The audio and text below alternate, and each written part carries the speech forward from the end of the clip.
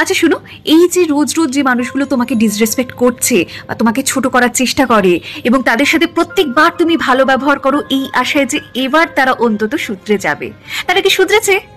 না। ও, তাহলে এটার জন্য কোনো ভালো মানুষের অ্যাওয়ার্ড তুমি পেয়েছো?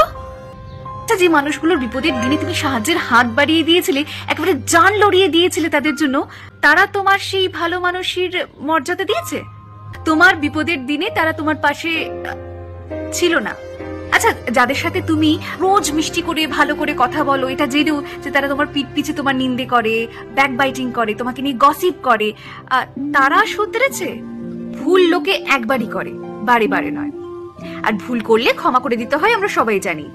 কিন্তু বারে বারে যেটা হয় সেটা ভুল নয়, সেটা তো অভ্যেস, আর সেই অভ্যেস কখনো বদলায় না। ক্ষমা করে যতবার তুমি মহান প্রমাণ করার চেষ্টা করছো, অ্যাকচুয়ালি তুমি মহান নয়। It shows you are begging to be loved. ভালোবাসা পাওয়ার জন্য ভিক্ষে চাইছো, আর ভিক্ষেতে ভালোবাসা নয়, করুণা পাওয়া যায়।